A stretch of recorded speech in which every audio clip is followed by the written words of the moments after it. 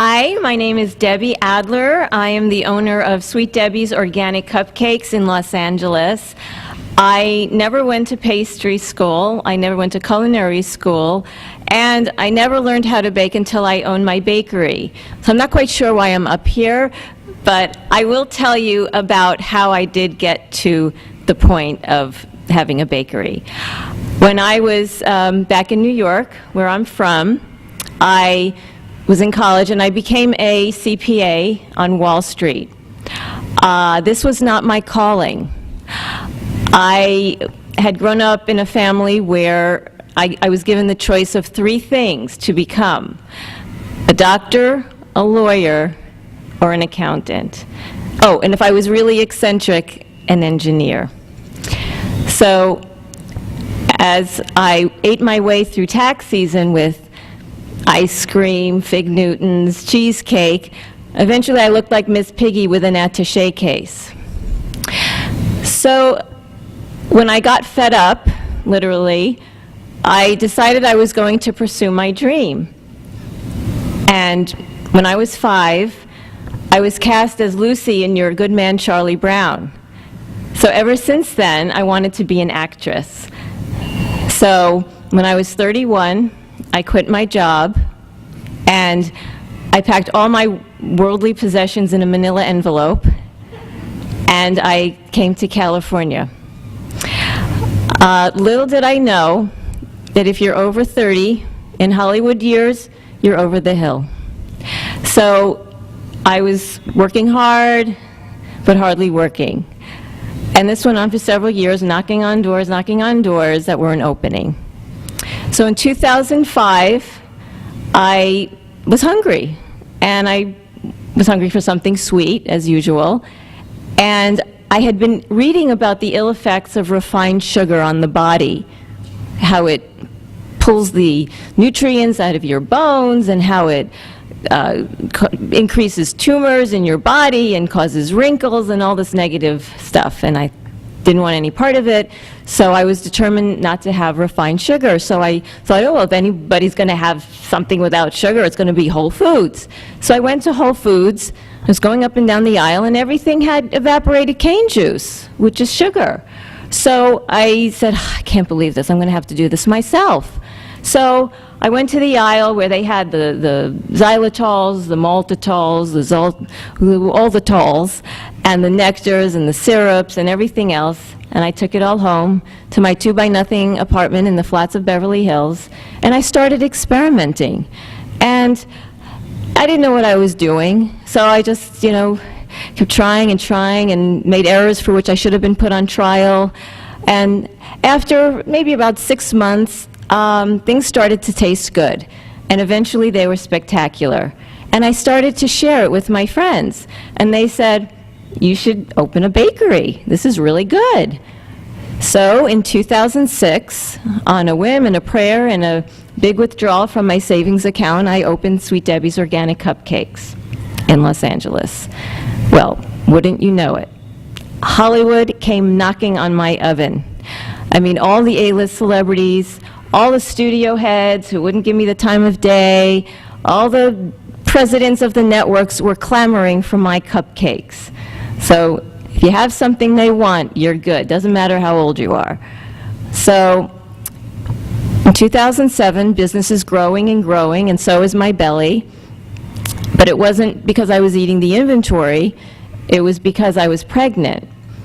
And since the medical community considered me an elderly pregnant person, they started telling me about all the things that were possibly going to go wrong with my pregnancy. So like any neurotic Jewish person, I worried for 9 months about things that never happened. So my son was born in 2008, seemingly healthy, and 2009, my husband and I took him to a frozen yogurt shop, just for yogurt, and we just gave him a taste of our Tutti Fruttis or whatever we had, and we went home. And about 20 minutes later, he started to vomit profusely. I'd never seen anything like this in my life. It was nonstop. Eventually, he turned blue, and he passed out in my arms, just limp, barely breathing. So I'm on the phone with 911. My husband's on the floor with my son, ready to give him CPR at any moment. And I'm thinking, my son is going to die, and I can't help him. I could not help him. I didn't know what to do. And that's all I'm thinking. Like, I was so helpless. And so luckily, 911 came in time to revive him and take us to the hospital and counteract this anaphylaxis that he was experiencing. We later found out that he is allergic to mostly everything in the USDA food pyramid. It's a lot of things. And that evening, he was reacting to the casein in the dairy in that yogurt. So I had to relearn how to cook for him, and I wasn't going to have a bakery and not be able to give him a cupcake. So I had to relearn. I had just learned how to bake, and now I was having to relearn how to bake to feed my son a cookie or whatever he wanted. So I thought that this would be impossible. With all the things he's allergic to, and there are many things, I was really overwhelmed. I didn't know how I was going to do it. There were no schools for this. So I did remember that the extreme love or supreme love that a parent has for a child is beyond anything, that you can do anything. It's almost supernatural, that kind of love. And I'm sure you've heard stories where, you know, mothers have lifted cars off their children, whatever it is, to save their child's lives. And so I figured, I have to save my child's life, I'm going to figure this out. So another reason I was motivated is because my son always says, "Mommy, I love you because you're a baker." So even though my love for him is unconditional, his love for me is cupcake conditional. So this is really what was motivating me. So I did a lot of research because I had a lot of swaps to make, and in my research, I discovered some remarkable things. Scientific studies were being done that were proving certain foods to be hazardous to the general public. And guess what those foods were, or are? Some of them are the top 8 food allergens, like dairy. Dairy has been scientifically proven to be linked to breast cancer, ovarian cancer, and prostate cancer. It also causes ear infections in children, cystic acne, and just basically mucousy mayhem all over your body. You don't want to go near dairy. And I almost feel un-American saying this because, you know, you think about the farmers and the cows and everything else, but you know what? I feel more patriotic telling you to be healthy and to feed your children healthy foods. Another thing that came up in the research I was doing was peanuts. Peanuts have a mold on them called aflatoxin. And aflatoxin is a carcinogenic toxin that causes liver cancer. Now, not all peanuts have them, but I don't know if you want to play Russian roulette with your peanuts and say, does it have aflatoxin, does it not have I mean, you really don't know. So that was another thing. Then there was wheat. These studies that have been done on modern-day wheat show that it causes our guts to leak. It triggers autoimmune disease, and this is because it's been genetically modified. I mean, the wheat of our ancestors was perfectly fine. It's just modern-day wheat, what they've done to it, it causes these things. Another one was soy. They did these studies on soy. First of all, it's the #1 genetically modified crop in the world. But another thing is that they found that it causes malnutrition, that it causes thyroid dysfunction, and that it causes infertility. And even if you get the organic soy, it has phytates in it, and that prevents you from assimilating vitamins and minerals. So let's say you get the organic soy milk that's fortified with calcium and vitamin D. You're not absorbing that. So there goes that idea. The final one I was reading about was shrimp.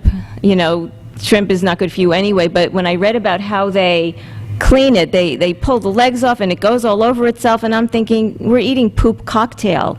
So, you know, so all these things that my son is allergic to, I was saying to myself, wow, food allergies aren't so bad, we're not eating poisonous things, so okay, let's do it. And I got, really sort of excited about the potential for a bakery that could eliminate all these things and be good for everyone, not just people with food allergies, but the general public. The general public shouldn't be eating this either. So I'm going to do this for everybody, and that was my goal. And so I started making the swaps. So the first swap was out with the milk, in with coconut milk. Coconut milk is a medium-chain fatty acid. It gives you energy, boosts your metabolism, which is great when you're eating cupcakes. It has lauric acid, which boosts your immunity, and the best part about it is it's creamy, and it gives the texture of the baked good just very delicate, moist crumb. It works beautifully in a baked good application. So that was my first swap. The second one was for eggs. I thought, well, maybe purees. So I started putting in purees, indigenous to whatever I was making. So if it was a pumpkin muffin, a pumpkin puree. If it was a banana muffin, a banana puree. Worked beautifully, and nobody missed the cholesterol. Another one was I had to come up with an all-purpose gluten-free flour mix. Now, I didn't want to come up with a mix that had the rice flours in it, because that is very high glycemic and laced with arsenic. So I decided I was going to use high-fiber, high-protein, low-glycemic, gluten-free flours. And the winners were sorghum flour, which imitates wheat flour to a T and has B vitamins and fiber. Millet flour, which acts as a prebiotic. It feeds the microflora in your inner ecosystem. It's alkaline, and it contains serotonin, so you can meditate while you bake. And then teff flour. I use ivory teff, which is more mild than the brown teff that you find at the store. So you can get it online. It's very easily found online. So the ivory teff, which has vitamin K and vitamin B. And finally, quinoa flour, which is a seed. It's like a super seed. It's amazing. And it supersedes all other seeds. It has everything. I mean, it's a protein unto itself. It contains all the vitamins and minerals. And that became my flour mix. I never told you what my sweeteners were. The sweeteners that I decided on were coconut nectar, which is a low-glycemic sap from the coconut tree. It's like maple syrup, but maple syrup is high glycemic. So this is low glycemic and has a lot of antioxidants, minerals, and vitamins. So coconut nectar, now it's easily found in every store, and a little bit of stevia. And the two combined, nobody knows there's no sugar in the baked goods. It's really, really sweet. It's delicious. If people order and they're giving out at a party, nobody knows that these baked goods are anything but conventional. They're, they pass the test. So in 2010, I reopened the bakery as this dairy-free, egg-free, tree nut-free, peanut-free, soy-free, gluten-free, wheat-free, sugar-free bakery. And I'm marketing it as that, like, oh my God, who's gonna eat this? But wouldn't you know, business was like bulking up like a bodybuilder on organic steroids. It was like it got bigger. Like everyone wanted this or needed it or both. It was amazing. It's like this is what people wanted and needed. So it was very exciting. And so I started getting requests, The biggest request was for energy bars. Moms especially wanted energy bars for their kids who couldn't have the peanuts or couldn't have the soy, and it was very difficult to find this in the store. So, okay, I'm going to make the energy bars. So I did my research, and I discovered hemp seeds. Hemp seeds are just a miracle. They're a fruit, actually. They're not really seeds, and they're very hypoallergenic, probably the most hypoallergenic food on the planet. They are high in protein, have an alphabet's worth of vitamins, and they contain all 20 amino acids, 9 of which are the essential amino acids that your body cannot produce. So you need to get them from your food. So hemp seeds went in, and also I just use them all the time now 'cause they're so healthy. So I put them on my cereal, I put them in my salad, I make a great pesto sauce out of them, which is on my website if you want to get the recipe. I smoke it. No, I'm only kidding. It's just, you can use it, it's very versatile. Then I put in chia seeds. Chia seeds are also a miracle seed that you could do anything with, and they're very nutrient dense, low in calories. The carbs in chia are actually fiber, so you can't get anything better than this. And I'm sure you've seen in the stores the new chia puddings. They put chia seeds in milk, like coconut milk or almond milk or whatever milk you use, and then you put it in the fridge overnight and it becomes pudding, and then you could just put fruit on top or granola, and this is the best snack in the world. So that's another thing you can do with chia seeds. So another thing is sunflower seeds. That was another substitution for the nuts, is these sunflower seeds, also very hypoallergenic, and they're really healthy. You know, they have vitamin E and magnesium. They also contain selenium, which controls cell damage, and cell damage leads to cancer. So you know, make it a habit, you know, to eat these sunflower seeds. And also, of course, you have sunflower butter. That's a very popular thing to have when you can't eat peanut butter, is sunflower butter. So I make it at home. I just roast the sunflower seeds in a pan till they're tan, and then I put them in my coffee grinder, and I, grind them up and add some oil, and I have my sunflower seed butter. I mean, you could buy it already made in the store, but this is another way to do it very easy with just a coffee grinder. So it's really easy to do, and I love it. I used to eat peanut butter when I was younger off a spoon, but now this is so satisfying. Another thing is pumpkin seeds. Pumpkin seeds are so nutritious. They have zinc, they have omega-3s. They're just so highly, they're good for prostate health. They're good for postmenopausal women. It eliminates headaches and joint pain and hot flashes. Thank you, God. And so those went into my bars. And also you could make pumpkin seed butter out of pumpkin seeds also. Now this is an unusual one. I discovered buckwheat groats.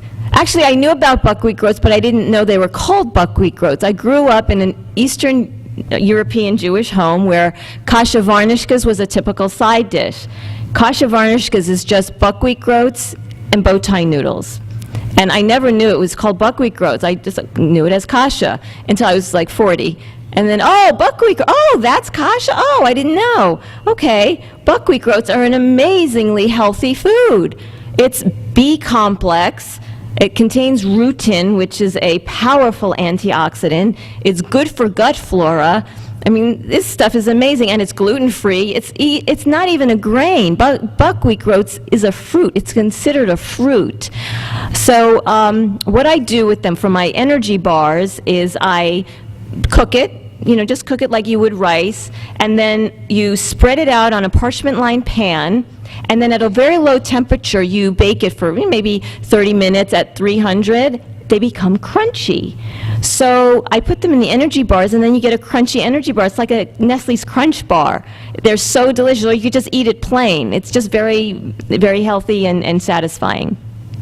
So then I wanted to put in dried fruit.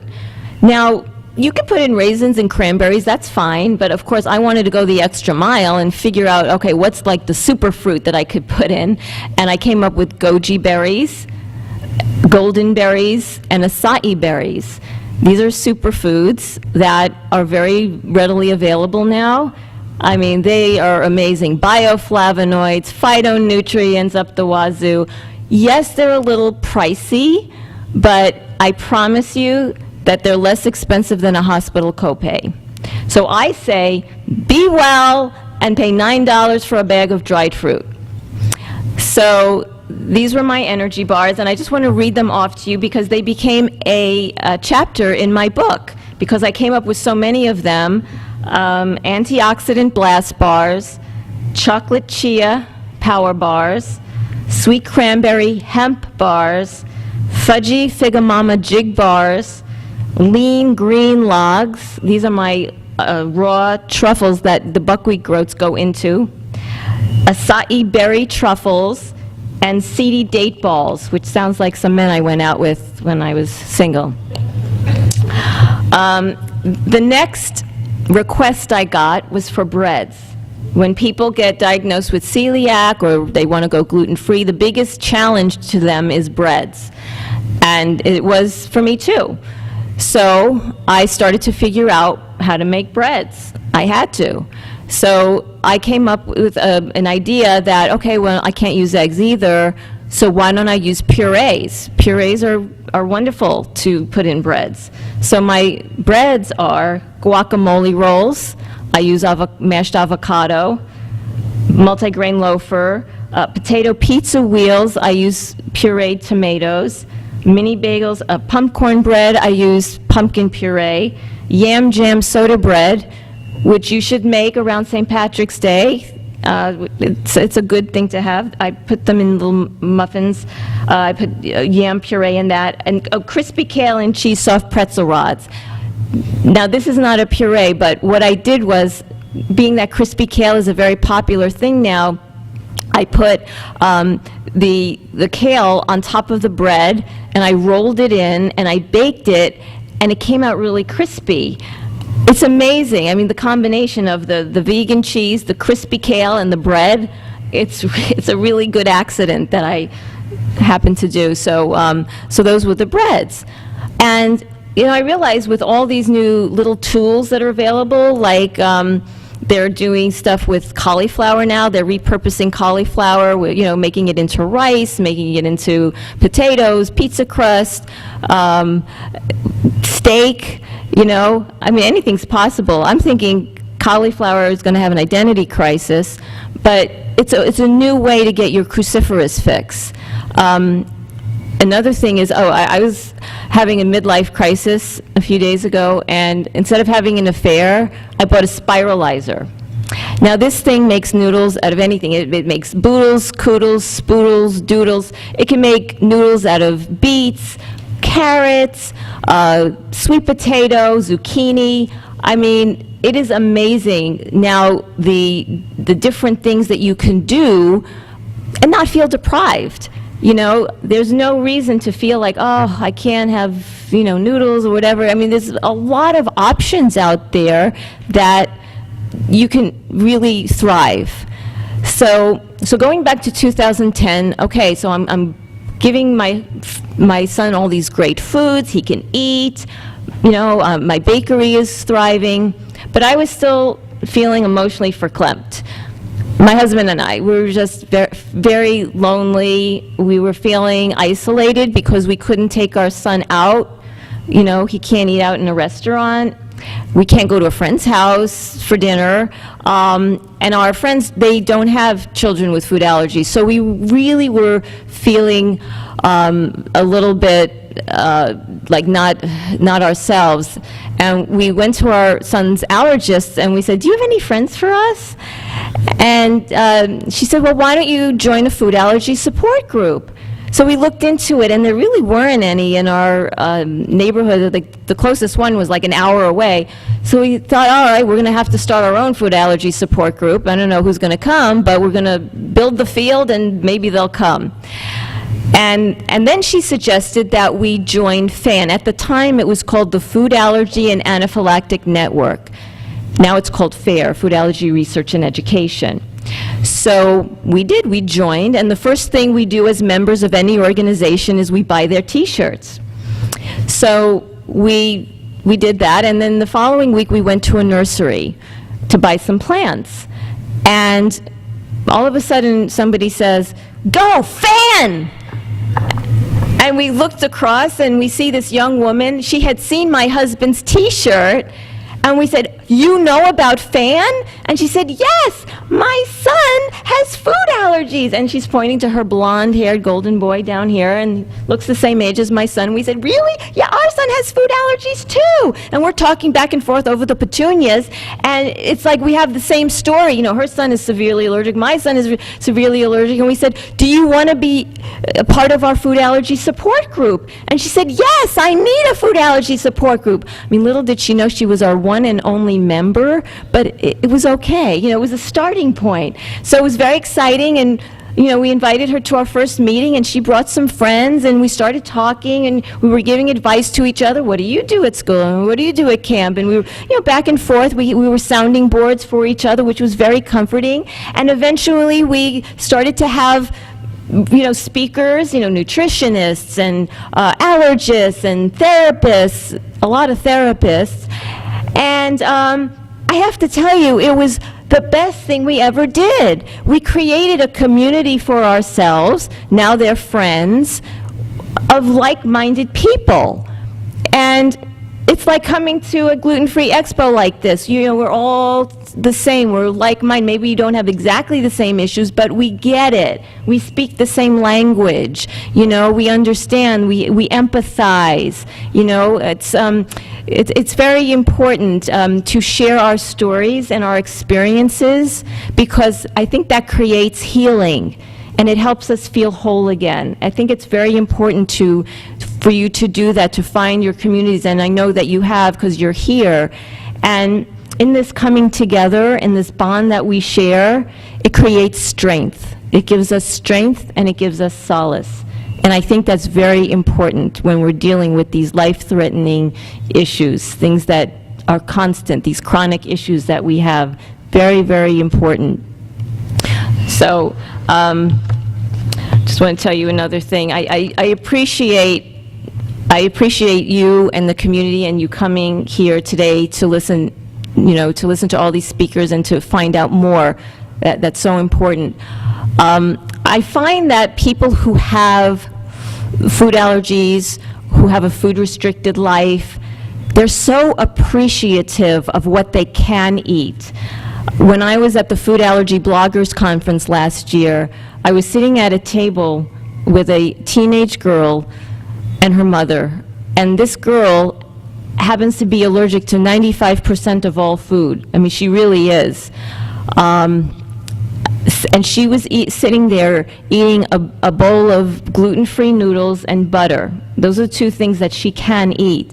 And she was enjoying these noodles like you wouldn't believe it. Mommy, these noodles are so good. Oh my God, Chef Keith did such a good job with these noodles. I mean, she was like, I was really watching her enjoy these noodles. I was just reveling in the fact that she was enjoying it so much. Because another teenager would be like, I am so bored with these noodles. But she is not that teenager. She is appreciative of what she can eat. And I think that's so important to focus on what you can have and enjoy it to the fullest, like she was. And I see it in my son, too, in other ways. When I make him a simple dish of lamb and string beans, I'll say, Mommy, you are such a good chef. He's 6. What does he know? But the fact is, he appreciates it. He doesn't complain about what he can't eat, maybe because he doesn't know exactly what he's missing because he's never had it. But, it's nice to see the appreciation at such a young age, And also, he's 6, and I, have instilled in him to take care of himself. So now he is the CEO of his own body. He's worked his way up to that position, of course, and I consult on the side. But my point is, when your children have issues with food, things that are dangerous when you're not with them, they need to know to take care of themselves. So it's important for them to have autonomy, and to be aware, self-advocate. Like the other day, we were in the schoolyard, and this girl had some string cheese, and I'm already the mother ready to, grab it out of her hand or, wash her hands or something. It's not my kid, so I'm holding back. But my son went up to her and yelled, "Cheese!" and he ran away. So we're working on his responses. But the point is, he self-advocates. I mean, that's my point. So anyway, what I've spoken to you about today is really just the tip of the iceberg lettuce. It is, like, really, there's so much more for you to discover on your own. And I really do hope that you feed yourselves daily with information, because there's a lot of information out there that you need to know. whatever your issue is, whether it's from the Celiac Disease Foundation or Food Allergy Research and Education. They always have updates on what's going on, and I feel that information is your light, because without it, you're going to be in the dark, like I was 5 years ago, and I didn't know what was happening to my son, who was lying on the floor barely breathing. You want that information. Get it sent automatically to your email, so you don't even have to think about it. I always get feeds from FARE. I always know what cross-contamination has occurred immediately. I know what treatments are coming up down the pike. I know what drugs are available, research that's being done. I want to know, because this helps me prepare. What am I going to do with my son? How am I going to help him? You know, if there's some cure on the horizon, maybe we can take part in that, or a clinical trial or something. So information is so important. There's no such thing as TMI when it comes to your health. I think the greatest power you have is the power to change your mind. When my son was first diagnosed, I thought, you know, this is really unfair. I can't eat out with him. You know, we can't travel. We're so different. We're so isolated. You know, all these negatives. And I thought, I can't live my life like this, being down all the time. This is no way to live, and this is not going away anytime soon. So all I did was shift my perception about what was happening, and I thought, you know, I'm pretty lucky. I have a healthy child. He's smart and he's funny. As an elderly mom, I'm very lucky. You know, I get to cook for him, and he appreciates it. We eat healthfully because we have to. We have no choice. Look at all these blessings. And let me tell you, it works. You know, just shift your perception. That's all I did. And my whole life was so much better, you know? And it helps to make this a part of your purpose. That also helps. Find a purpose in whatever it is you're dealing with. And what I mean by that is maybe help fundraise for the cause, or help somebody or talk to somebody who's been newly diagnosed. Anything. It could be anything. But if it's part of your purpose, nourish that purpose, and it comes back to you 100-fold. Trust me, it really does. And your life will be so abundant and joyful that you won't have time to think about the negatives or the lack. So I know that you guys are with it, because, you know, you're here, and I know that you're knowledgeable, and you should feel lucky because of that. You know, you're like me probably. You know, you navigate grocery stores like a library. You stand in the aisles reading labels for hours at a time. I mean, that's good to do. I mean, you know what's being put into your body, what's being put into your child's body, and that will serve you well now and in the future. So I hope that you ask me questions. I am available to you to help you with any, you know, issues that you have or swaps you want to make. I hope that I've given you a nugget of inspiration and that I've made your lives a little sweeter today. You know, if you don't think of your questions now, I will be happy to answer them via email, so you can take down my email, which is Debbie, D-E-B-B-I-E, it's the name of my company, SweetDebbiesOrganicCupcakes.com. And I have cards, too, if you want that as well. So I'm opening the floor to questions. Anything you need to ask me, I'm available, and I'll be downstairs at the author's booth, which is 214 the rest of the day as well, if you think of something. So, yes. Oh, of course, yeah. Yeah, this is my book, and it, you know, part of what I did was I wanted to give everyone in the world, sounds so grand, everyone in the world a chance to do my recipes. You know, I figured it out, I took the time, and being that not everybody lives in LA, you know, to get the Sweet Debbie's treats, I figured, why don't I make it available for everyone? And that was my purpose in writing the book. So my recipes are all from my bakery and more. I give you extra stuff that's not from the bakery, so that you don't have to figure it out. I've done it for you. And, you know, you just make this stuff and not have to worry about it, because it all works. It's been foolproofed and tested many times. So, yes. Oh, yeah, yeah, absolutely. Look through the book. Yes. What interventions or methods have you wondered that schools deal with issues? How have I taught him? What does the school, What does the what can you provide the school to make sure that, you know, he doesn't have any instances of... Well, the first thing we've done is my husband gives a PowerPoint presentation at the beginning of the year to the entire school, from the janitors to the principal of the school. Everyone's there, and he goes through what it looks like, the symptoms of an anaphylactic reaction, because they're all different, you know, what to recognize. He goes through how to use an EpiPen, and that's the first training.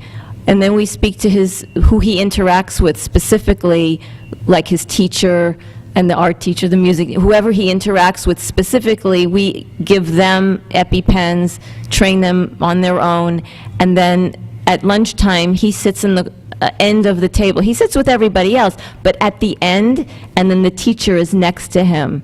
So there's like a buffer. So that has worked. I mean, luckily, nothing has ever happened at school. He has his own EpiPen, but so he has one in his knapsack, but the teachers have one. There's one in the office. There's one in every room that he is in during the day, yes.